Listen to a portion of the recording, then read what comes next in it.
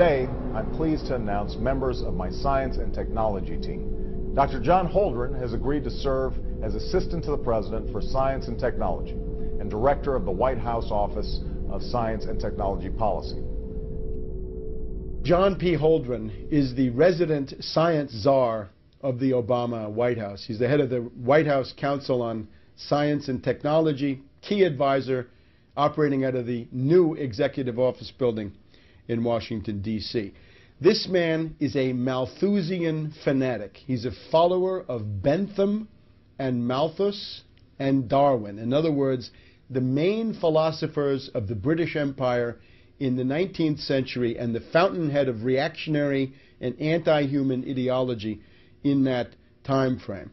He's a radical environmentalist, an ecological fanatic, a green kook, a wacko, except that it's also very sinister because the implications of his belief structure and his world outlook are genocide. He is, in particular, an enemy of the traditional American point of view on the world. Holdren polemicizes in his books against people he calls the cornucopians, people who think that the bounty of nature and of production is unlimited. He says that's not true. There are limits to growth, and we have to live within those limits.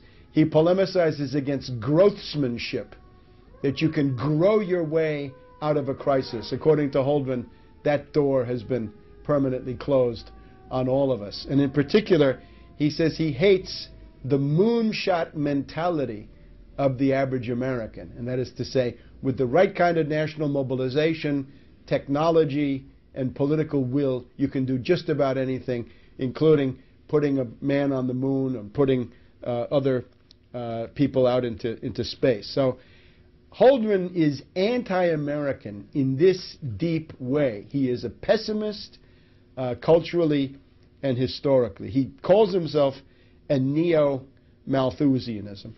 Now, the heart of his outlook is what he calls, he says that population is the root of all human problems. In other words, people pollute. Humanity is a cancer on the face of the earth. The one big problem in the ecosystem is the role of humankind. And of course, in reality, the existing ecosystem could not survive without the constant contributions of human production. It's very easy to show that. Holdren started off in the 1970s with Paul Ehrlich, who was a charlatan and an obscurantist and a crackpot who wrote the book The Population Bomb. Ehrlich was convinced that world population was growing out of control and that this is going to lead to a breakdown of human civilization sometime in the late 20th century. And it goes together with the campaign of the limits of growth, the Club of Rome, Aurelio Peccei, and the rest of these people. This is kind of the intellectual milieu that Holdren comes out of. Now, there was no population bomb. It's just not true. It never happened. Population in Europe is falling. If you just look at the self-renewal of these populations. Same thing in Japan, same thing in Russia. They've all got a demographic problem which has nothing to do with overpopulation. It has to do with shrinking population. China has demographic problems that were caused by going along with this two-child per family policy. The U.S. would be experiencing demographic decline if it weren't for the flow of immigrants into the country. So there never was a population bomb. But Holdren does not revise or change his pseudoscientific outlook because of this. Population is the problem. Now, he looks around the world, writing in the early 1970s in one of his textbooks, and he says, some countries have so much population that they ought to be triaged. We should cut them off, give them no more food aid, no more credit, no more help of any kind. Well, what are the countries? He says India is probably on the list. India, hundreds and hundreds of millions of people, and Holdren says cast them into the outer darkness. Then Bangladesh, with a couple of 100 million people, Holdren says for sure Bangladesh has got to be triaged. Give them nothing. Now again, the note of genocide. the idea that whole countries should be consigned to doom puts Holdren in a league which is far beyond Hitler in terms of the number of victims that these policies would result in. He hates science and technology. He wants to limit science and technology. He regards them as a threat to what he thinks of as the social order, and also to the crackpot views of charlatans and fakers like himself. He says he wants to create a science court that would decide which inventions could be put into practice and which would have to be banned.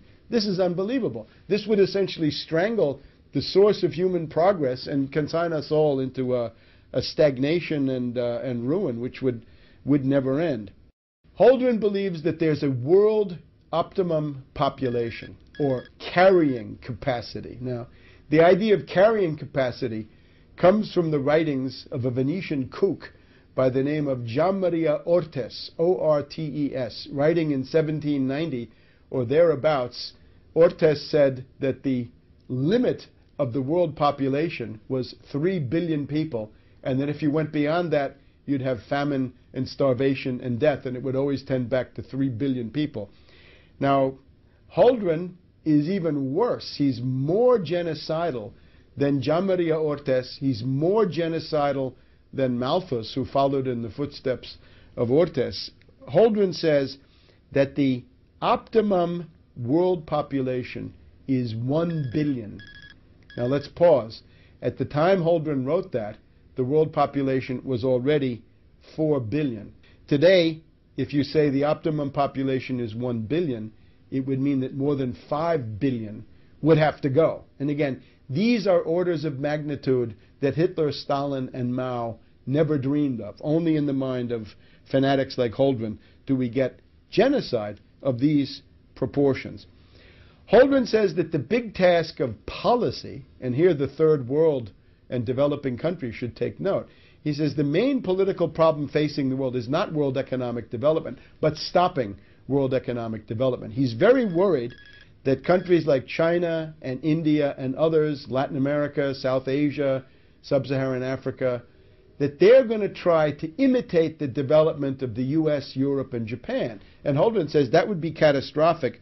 What we need is to stop third world development. We've got to convince the third world not to do that, and we've got to institute de-development worldwide. In other words, turn back the clock of history, roll back progress, and go back to what amounts to pre-industrial civilization. Well, pre-industrial civilization is a lifespan of 30 to 35 years, nasty, brutish, and short, as Hobbes put it. So that's what Holdren wants for you and your family. In order to enforce this, he talks about a supranational monstrosity that he calls a planetary regime. This means a world empire, a supranational, one-world government that would attempt to control all details of human life. It would start with what he calls the global commons. That is to say, anything that impacts the air, the soil, and the oceans would become the subject of international, supranational intervention. It would be like the IMF on steroids. Instead of just economic life, it would extend to everything. Again, the temperature in your living room, the kind of car you have, the amount you get to eat, whether you have a pet. I mean, minimal details about your everyday life. For individual countries such as the US, Holdren recommends a population law which would fix the outer limits of the acceptable population. And again, what happens if you are surplus? What happens if you are declared a useful leader? He doesn't say that so explicitly, but it's clear that you wouldn't fare very well. So, one of the features of a population law, in Holdren's point of view, is to regulate the size of the family. And this is what, of course, China did in the post-Mao period, the two-child per family policy. So, the hand of the totalitarian state intervenes in the most intimate decisions of the family, and the realm of individual responsibility pretty much ceases to exist. Now, Holdren is willing to do just about anything to, first of all, slow the rate of population increase. That's his first goal. Secondly, to bring population into stasis or equilibrium, zero growth, but then to turn it back and have a decreasing, diminishing world population. The Chinese experience is if you do that, you're flirting with economic collapse. But Holdren doesn't care about that. He's, of course, a fanatic. So what is he willing to do? He talks about all kinds of forced sterilization. That you can have surgical interventions on males. In India, he says, there was a policy of obligatory vasectomy once you had 2 children in the family if you were a government employee. He says that's something we could think about imitating. Compulsory abortion. Think about that. That would be something that was flirted with in post-Maoist China. He wants to have licenses for birth. In other words, a woman is not allowed to give birth unless she's purchased a marketable birth license. And of course, what happens if Goldman Sachs comes in and, because women are going to want those, drives up the price 100 times so that nobody can afford a birth permit? And what happens to people that are born illegitimately, meaning without a birth permit? He wants to have things that have been done in the meantime. Norplant, I think, is an example. Subcutaneous chemical devices that are put into the flesh of women to prevent them from conceiving. So, forced sterilization, compulsory abortion, forced vasectomy, birth licenses, subcutaneous implants, all kinds of compulsory, obligatory methods. In terms of forced sterilizations, he says you could do this by putting chemicals in food and water, but he thinks that these other methods would be more effective. He also has other methods of persuasion, which are really coercion, that if you have more than 2 kids in the family, there's no more free public education for you. The 3rd kid has to pay to go to the public school. If you're living in public housing, which is the case in some countries, the 3rd kid gets you kicked out of the public housing and you become homeless. He's also in favor of violating the family by seizing babies. He says that if it's a teenager or a minor who has had an illegitimate child and there's no husband in the picture, then the government should come in and seize that child and have a policy of forced adoption to take care of that illegitimate child. You can see that Holdren is a collectivist. He is not a collectivist of the Marxist type, however. I would call him a collectivist in the tradition of Rousseau for 2 reasons. Remember, there are 2 Rousseaus. One is the Rousseau who says that the noble savage is the goal of human life. In other words, the more primitive you are, the less civilization you have, the better you are. Just if you think about that, Rousseau on that basis is one of the most influential philosophers of the current time, because it basically says primitive societies are better than corrupt modern society, so we should go back to nature and go back to the ways of these underdeveloped peoples. But then there's the other side of Rousseau, which is the collective will. The late Rousseau writes about the collective will, and that the individual counts nothing compared to the collective will. This is essentially the philosophy of the reign of terror in the French Revolution, and that's pretty much where Holdren is. So I would call him a Rousseauvian fanatic, in addition to being a Malthusian and a Darwinist and a Benthamite, and he wants to have the noble savage, roll back civilization, go back to pre-industrial civilization, or call it civilization if you want to, and at the same time he wants to impose the collective will. He even writes about infanticide. He says that infanticide is found in many primitive peoples, and he says, well, what that means is that these societies thought that the survival of the group and the collectivity was more important than the individual, so they didn't hesitate to kill babies, which implies Holdren's idea of civilization. It's a form of barbarity. Again, in Holdren's world, there are 2 main evils. One is overpopulation, the other is industrial pollution.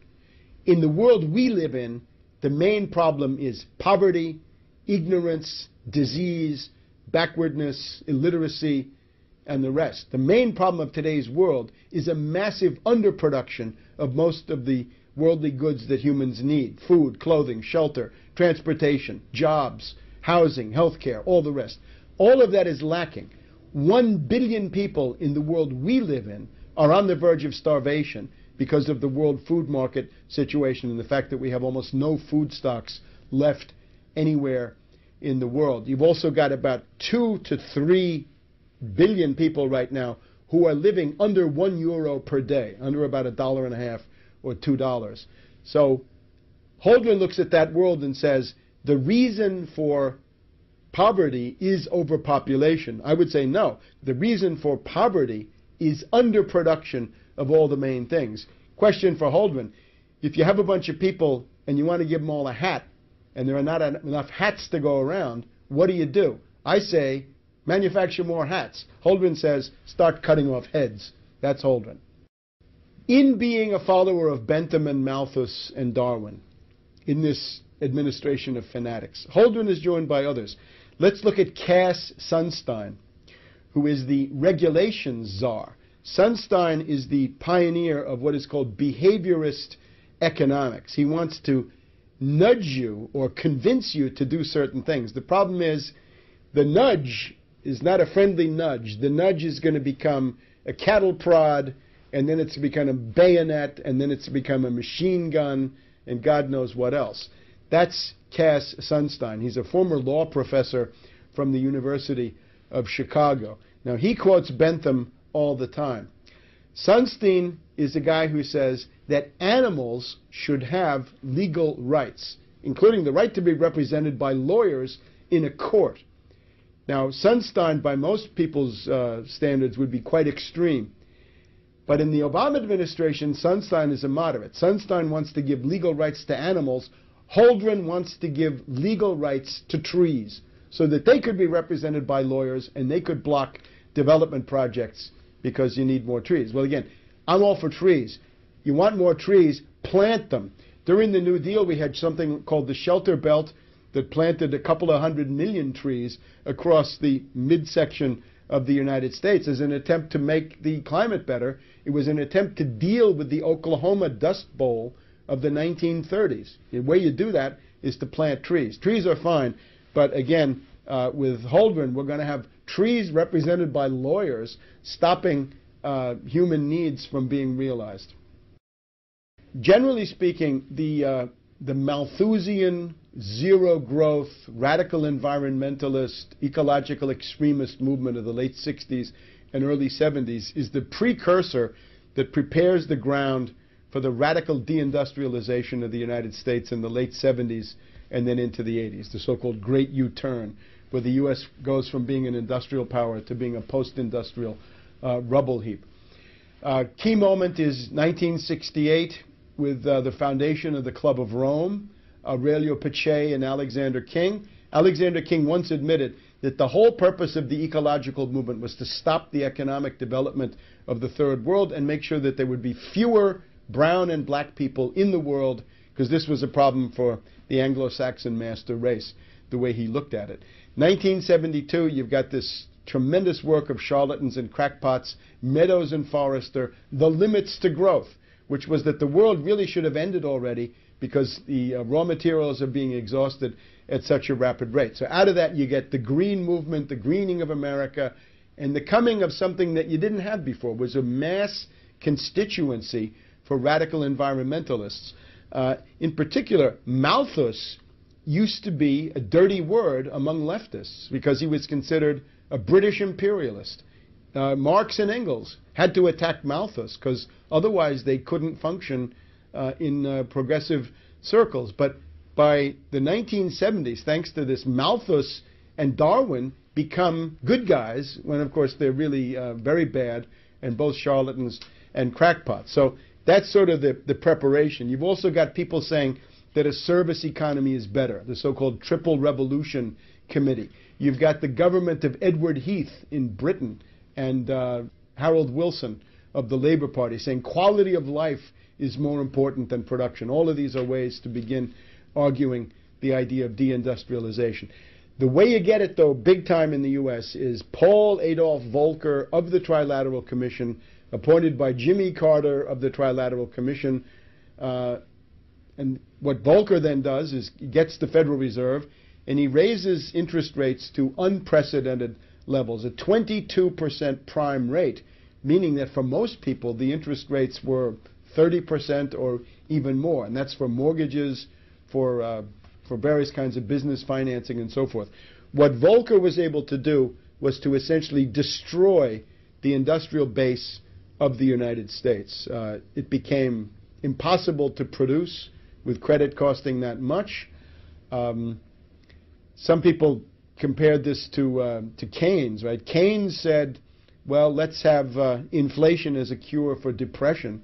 And Volcker came back with, no, let's have depression as a cure for inflation. And that's pretty much what he did. He pitched the United States into an industrial depression, which has never ended, wiped out large parts of basic industry, steel mills, chemical, rubber, and all the rest. This is where the jobs went. If you remember Obama's bitter Klinger quote, he says, 30 years ago the jobs went away, and now we have these bitter people clinging to God and guns and anti-trade. Well, how did those jobs go away? That was Volcker. The industrial base of the U.S. was gutted and destroyed by Volcker, and with the environmentalists there, this could be greeted as something good. The resistance to this in the Democratic Party was paralyzed because, well, it's a good thing after all. We won't have any more smokestacks. Well, instead of smokestacks, you're going to have a declining standard of living, and this is what goes together with it. Since about 1967, the U.S. standard of living has declined by 2/3, and that includes average hourly earnings. It includes the fact that the usual measures of inflation don't tell you how much inflation has been. It's much more because you have to include medical care, insurance, and other things that are not really reflected in the market basket.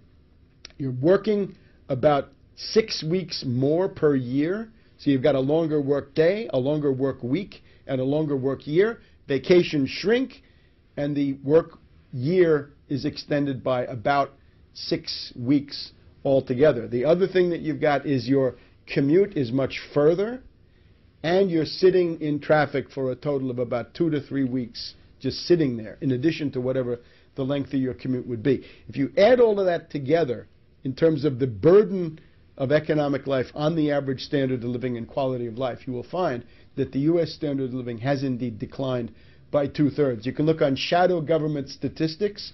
Their index confirms my finding. It goes from about 300 in the late 60s, early 70s to about 100 today, meaning you've lost 2/3 of your standard of living. So deindustrialization leads to immiseration. It means that the middle class standard of living is destroyed. You've also got more people working. It's not enough for the husband to work. The wife has to work. The kids have to work. The husband has to work 2 jobs. The wife 2 jobs, and all this that everybody knows about. So that is what deindustrialization has done. And that would have been difficult to do without the ideological preparation of green fanatics like Holdren, Ehrlich, Paddock, Meadows and Forrester, the Club of Rome, and collected charlatans and extremists of the 1960s into the 1970s. The disease that we're talking about is not limited to the U.S. Actually, it really originates in Great Britain with these people like Bentham and Malthus and Darwin. One of Gordon Brown's aides was recently so indiscreet as to say that they were talking about cutting the population of the British Isles by 30 million people. Now, that's way more than Hitler could have accomplished. And what it shows, again, is the anti-human fanaticism, the genocidal fury of the Anglo-American ruling elite, that they hate people and they're determined to exterminate people, and that's what they're into. And if you want to live with a ruling class like that, it's going to be nasty, brutish, and short. The origins of eugenics, racist thinking, race science in the U.S. go back in particular to the Harriman family. Averell Harriman was the son of Harriman, the railroad builder, who had been attacked publicly by Theodore Roosevelt as a robber baron, as a public menace. So Harriman, as a parvenu, new money, who had to go to Oxford and talk to old money, he had a tremendous identity crisis and sense of personal insecurity. So what he wanted to do was to create himself a wonderful race pedigree, that he too was part of the Anglo-Saxon master race. So his wife contributed to this famous gathering at the American Museum of Natural History, which was attended by Nazis as well as British and other race scientists, meaning charlatans and proto-genocidalists, who came together with the idea of improving the race. So U.S. states got into the business of sterilizing people, denying marriage licenses. You have these stories, the Kallikaks and the Jukes in New York State and similar things. The Nazis actually said, the U.S. has beaten us to the punch in terms of eugenics measures.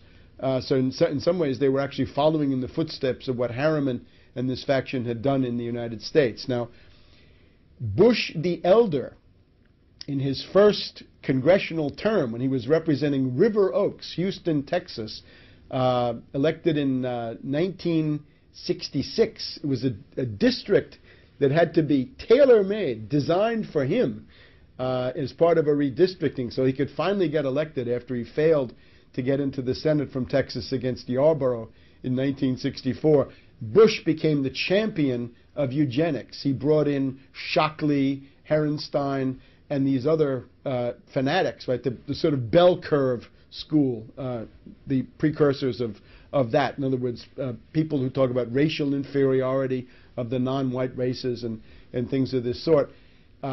These people were outside the boundaries of respectability because of the backlash against the Nazis, but Bush the Elder did everything he could to make them respectable. He brought them to Congress, he let them lecture groups of members of the House and so forth, so much so that Wilbur Mills, the head of one of the key House committees at the time, coined the term Rubbers Bush, that George Bush the Elder was so interested in contraception for the lower orders that he was Rubbers Bush. Now, the idea that I think with Bush the Elder was he believes in the Anglo-Saxon master race.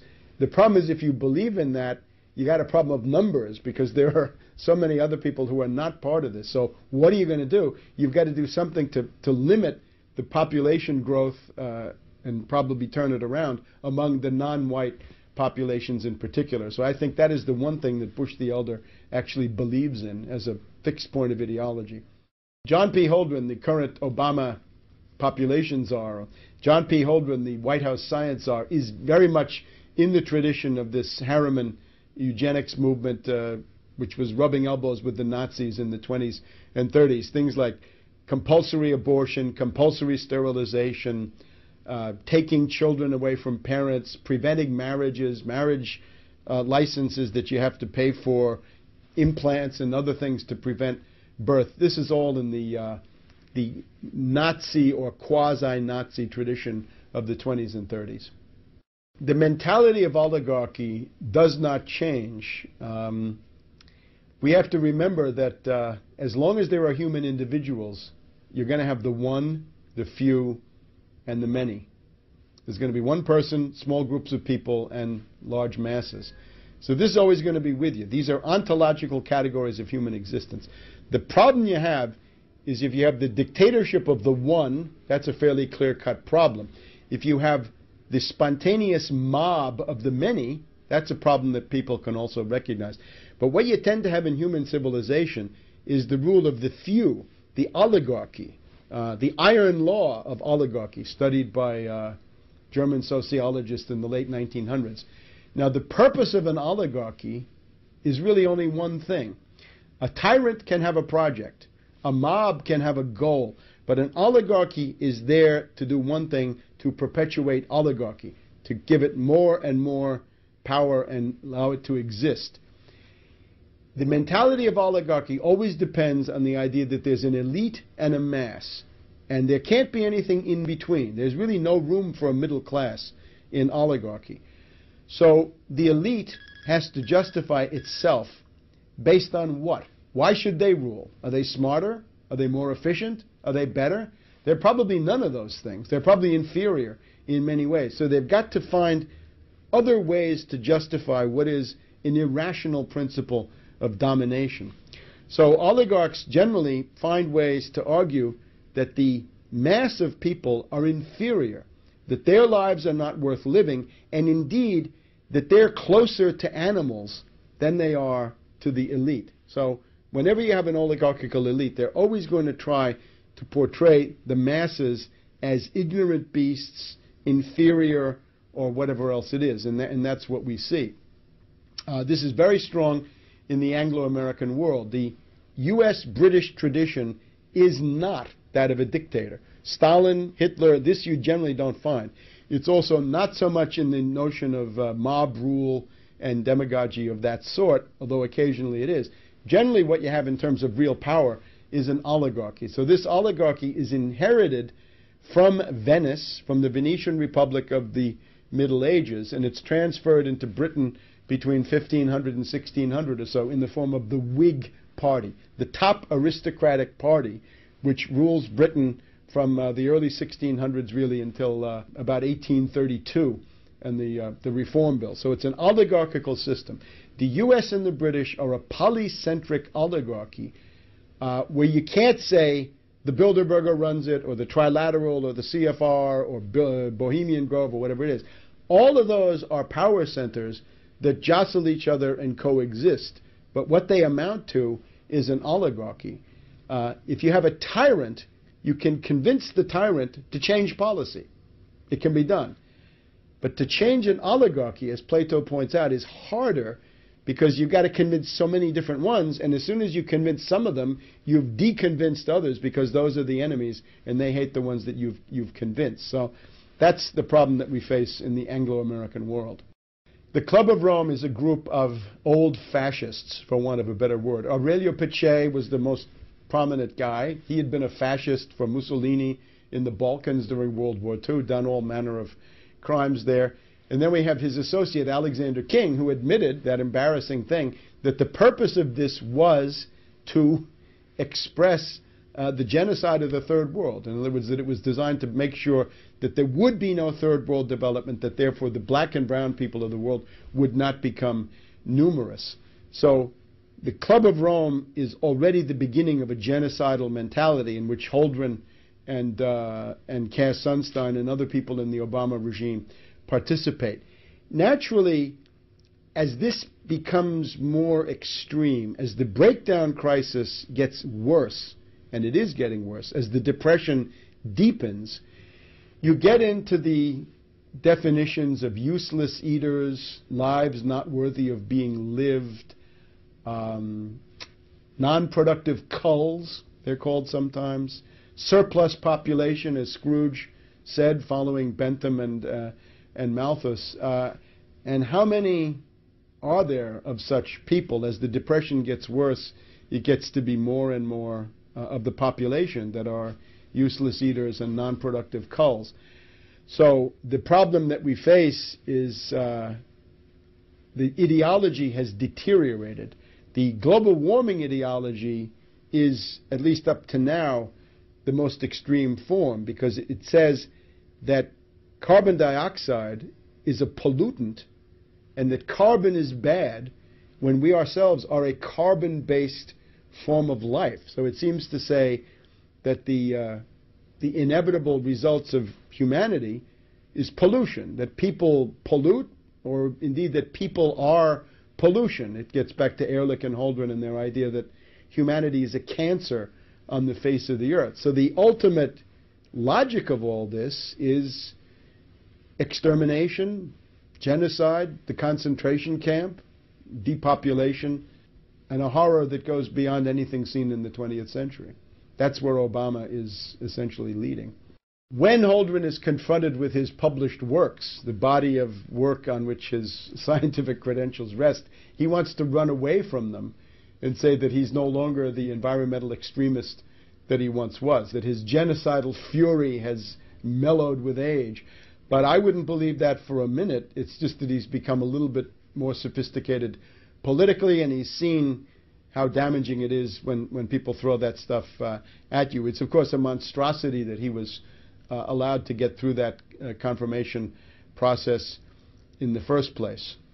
In terms of genocide, genocide entered the U.S. policy realm in an overt way with this National Security Memorandum 200 by Kissinger in the 1974-75 period, which said that if you have population growth in third world countries, they will compete for the limited natural resources that the U.S. intends to monopolize. I attended the food conference, the World Food Conference of the Food and Agricultural Organization in Rome in December of 1974, which was attended by Kissinger. And I put out some leaflets at this FAO conference in Rome in late 1974, and in response to that, the UN bureaucracy kicked me out of the conference, not for disrupting anything, but simply by pointing out the obvious implications of what was going on. At that same conference, the Soviet delegate made a useful contribution. He said that if you just took the existing off-the-shelf technology and made that available to everybody, you would have no problem with 35 billion people on the earth. The demographic potential is still very, very large, lots and lots of wide open spaces, but they kicked me out. So the Kissinger line was, stop population growth in third world countries, because otherwise they'll compete for natural resources. I guess he's looking into what happens today with Chinese oil consumption and the Chinese in Africa offering their own bids for mining and other products. The other thing to stress is under Carter, and in particular under Secretary of State Edmund Muskie, you had Global 2000 and Global Futures, and that is the real watershed of making genocide, population reduction, euthanasia, population control into the dominant ideology of the U.S. government, the foreign policy establishment, and the State Department. Global 2000 and Global Futures enacted under Muskie are really the turning point, after which U.S. policy in the developing sector is no longer development, but it's rather population control, population reduction with strong genocidal overtones. Holdren writes books about nuclear target selection, nuclear war. He's a strangelove. He's a strangelove under green left cover. However, he recognizes what strangeloves often forget. You can kill more people with economic means than you can with military means. Robert McNamara did his best to escalate Vietnam. Robert McNamara killed more people at the World Bank than he ever did at the Pentagon. The general estimate is, well, 40,000 people a day, meaning 15, 20 million a year minimum, die as a result of the IMF conditionalities. They die of starvation, malnutrition, and diseases like diarrhea that can be cured for a few pennies. So that's the cost of the IMF-based system is already in the neighborhood of 20 million dead per year. And again, 40,000 per day. And that's an old figure. Now that we have the Depression, it's probably more like 50,000 a day or more, because the effect of the Depression is obviously to increase that figure. This is a book called Ecoscience, Population, Resources, Environment. The authors, Paul R. Ehrlich of Stanford University. This is the charlatan with the population bomb. Ann H. Ehrlich, who is an environmental fanatic in her own right. And John P. Holdren of the University of California, Berkeley, today White House science czar for Obama. Published by the W.H. Freeman and Company Publishing House in San Francisco. And the edition I have here is 1977, so we're in the Jimmy Carter era. First edition, 1970. Second edition, 1972. And as you can see, this is a hefty tome. This is the best part of 1,000 pages, more than 1,000 pages. If you count the index, we get up to 1,500 pages of raving, insane Malthusian drivel. And he tells you he's a Malthusian, a neo-Malthusian. He loves Darwin. He loves the struggle for existence and the survival of the fittest. And in some ways he wants to bring that into human society. Now, the heart of the book, I think, for political purposes, has to do with the measures that Holdren proposes to implement as a means of slowing, stopping, and reversing population growth. The heart of the book, I think, starts on page 783. Population control direct measures. You've got to convince people of the necessity of reducing population. For example, one thing he quotes approvingly, a case in point was the sudden imposition in 1976 of compulsory sterilization in some states in India and for government employees in Delhi, following 2 decades of discouraging results from voluntary family planning. So let's make it involuntary, compulsory, obligatory, and we're going to come in with compulsory sterilization. Let's jump ahead to the involuntary controls. In the 1960s, it was proposed to vasectomize all fathers of 3 or more children in India. India entertained the policy of compulsory sterilization, and if they had really done it, then they would have been better off, as Holdren says. A program of sterilizing women after their 2nd or 3rd child, despite the fact that this is harder to do than a vasectomy, might be easier to implement than sterilizing men. Other than that, Holdren is interested, and again on page 787, the development of a long-term sterilizing capsule that could be implanted under the skin and removed when pregnancy is desired. Well, this is Norplant, and that's been implanted in victim populations in U.S. inner cities now for a couple of decades. One of the problems is, how do you get it out?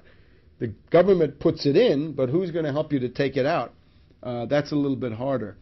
Another proposal that Holdren is interested in, he quotes the economist Kevin Boulding, British I'm pretty sure. Boulding proposed to issue to each woman at maturity a marketable license that would entitle her to have a fixed number of children. And of course, again, if Goldman Sachs gets into the market, then that could be priced out of reach of poor people. He quotes social scientists who have looked into the effects of a marketable license for birth. A very interesting chart on page 788. Baby licenses. We're told that you can have a monthly subsidy if you have no more than 2 children. You can have a monthly tax on people with more than 2 children to discourage that. A one-time lump sum tax on excess babies over 2. So if you're over 2 children, that's excess. And quotas for families. So again, the basic idea is some measures designed to persuade, and then the hardcore, hardline measures, compulsory sterilization, compulsory abortion, and it's also a good idea to take children away from mothers if they're teenagers, unmarried, and otherwise not suitable. Now, he wants to impose this not just domestically in the U.S., but even more. He wants to have family planning measures. Here on page 789, he wants to have family planning measures in the less developed countries. High priority should be given to stimulating attitude changes and counteracting the effects of pro-natalist traditions. You may remember President de Gaulle of France talked about 100 million Frenchmen as a national goal. Obviously, for Holdren, this is impossible. What are the problems with this? Well, one problem is human rights, page 793. Some people have this idea that there's a fundamental human right for each person responsibly to determine the size of his or her own family. Holdren doesn't like that one. Could this be done in the U.S.? Well, we have the Constitution. Holdren laments, and now we're on page 837. To date, there has been no serious attempt in Western countries, Europe, U.S., Japan, to use laws to control excessive population growth, although there exists ample authority under which population growth could be regulated. For example, under the U.S. Constitution, effective population control programs could be enacted under the clauses that empower Congress to appropriate funds to provide for the general welfare and to regulate commerce, though the Commerce Clause becomes abortion and sterilization. Or for the Equal Protection Clause of the 14th Amendment. So the idea is strip everybody of the right to exist under the 14th Amendment. Such laws constitutionally could be very broad. Indeed, it has even been concluded that compulsory population control laws, even including laws requiring compulsory abortion, could be sustained under the existing Constitution if the population crisis became sufficiently severe to endanger the society. Few today consider the situation in the United States serious enough to justify compulsion, however, laments Holdren. The most compelling arguments that might be used to justify government regulation of reproduction are based on the rapid population growth relative to the capacity of environmental and social systems to absorb the associated impact. The appeal to greed. To provide a high quality of life for all, there must be fewer people, says Holdren. But there are other sound reasons that support the use of law to regulate reproduction. In today's world, Holdren writes on page 838, the number of children in a family is a matter of profound public concern. There is no individual sphere anymore for a Malthusian fanatic. On page 850, Holdren wants to convert to a spaceman economy. This is not the moonshot anymore. This is the idea that you're on spaceship Earth and everything you have with you is a limited resource. So what you've got to do is reduce throughput of raw materials in industrial processes. He quotes a fellow crackpot, Herman Daly, who has suggested a specific mechanism for accomplishing population reduction. Put strict depletion quotas on the natural resources of the United States, meaning that you couldn't use more than 2 or 3% of the existing oil or minerals or whatever it is. The problem with that is, what we've found since the publication of the Limits of Growth is that the available stocks of most raw materials have grown. They haven't gone down, they've gone up, because you find more than you use. And that, I think, that would be even more clear if this process were not sabotaged. We would want to impose restrictions on the import of manufactured goods. Well, up to a point, but not for Holdren's goals. And there's a big attack on the cornucopians, again on page 851. The American mentality that you can solve things through science and production is something that Holdren wants to polemicize against. And that gets us then to his favorite theme, page 926, the de-development of overdeveloped countries. We've got to stop the less developed countries from imitating the growth path of the developed world. One key to saving world society lies in a measured and orderly retreat from overdevelopment in today's overdeveloped countries. That would be the U.S. A process we will label, for want of a better word, de-development. So if you thought your living standard was too low, Holdren is here to tell you your living standard is too high. You should be de-developed. World government, international controls, the global commons. The quote here is, mutual coercion, mutually agreed upon. The New World Order. It has been apparent for some time that the nations of this planet cannot long survive, we read on page 939, cannot long survive without a system of worldwide controls for dealing with the ecosphere, the world economic system, and world economic growth. Such a system must be, above all, capable of resolving national differences. This is the basic conclusion of the distinguished professor of international law, Richard A. Falk, as he analyzed the situation, exemplified by the projections of alternative future scenarios. We might enter a plea here for surrendering some national sovereignty to a world government. But it's unfortunately clear that there will not be a supranational government in the foreseeable future. But now 30 years have gone by, and maybe this is within reach at the Copenhagen conference in December of 2009. So we get the U.S. environmental program. And again, in the conclusion, the summary of this is there are two factions on Earth. We have the cornucopians. We can call them the growthsmanship group. the moonshot mentality. Those are people who say science, technology, and industry can solve any problem with political will and the proper effort. And that's pretty much how humanity has survived up to now. But that's the wrong path, according to Holdren. We've got to become neo-Malthusians. On these points, says Holdren, we find ourselves firmly in the neo-Malthusian camp. And again, that's based on Bentham, Ortiz, and it's the basis, it's in turn of Darwin. This is a cookbook for the extermination of humanity beyond what he thinks, because the essential predicament of humanity is realize progress or collapse.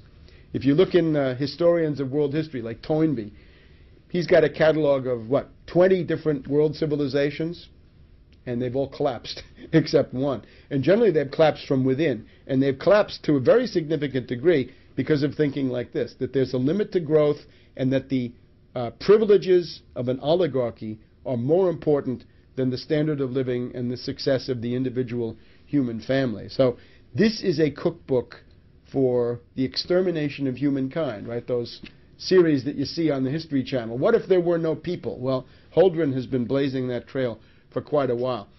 This is an ultra-Hitlerian genocidalist who's today operating out of the White House in Washington, D.C., and it's time to kick him out. Maurice Strong of Canada is a British imperialist functionary, close to Holdren in his outlook. In the build-up to the 1992 United Nations Conference in Rio, Maurice Strong wrote that the choice is between collapsing the entire industrial system of the world and the survival of humanity and the planet. And he is in favor of collapsing the industrial system. So he put out a demagogic call to people that the task of the rest of us is to collapse the industrial system of the world. I suppose George Soros and the people at AIG and Goldman Sachs in the derivatives department were reading all that, because they've certainly taken us pretty far down the road to that. If you collapse the industrial system of the world, the problem you find is that the relative potential population density of the world goes below the existing 7 billion plus people that we've got, and that overhang gets into the danger of extinction. So that's a call to genocide, again, on an ultra-Hitlerian scale, issued by Maurice Strong back in 1992. Holdren is very much in that tradition.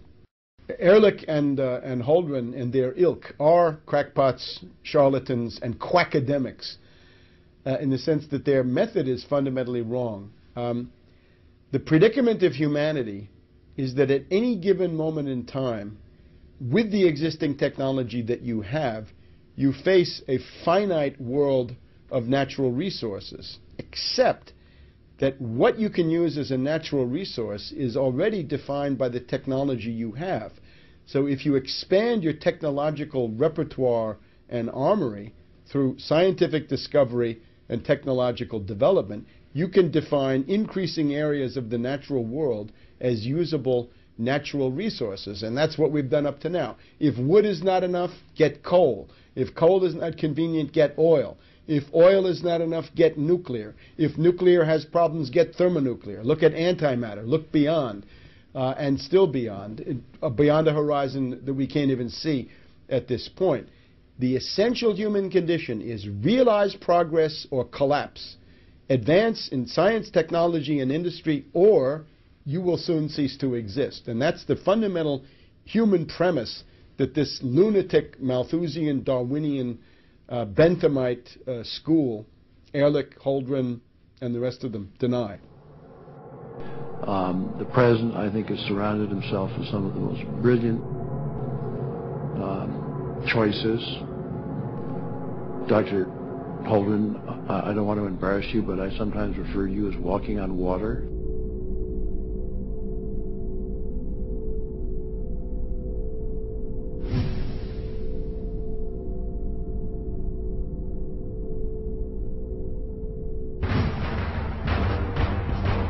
Ask yourselves, what are you doing in this time of great challenge? What are you doing to unlock minds? Go to Infowars.com and PrisonPlanet.tv. for the latest headlines and cutting-edge information.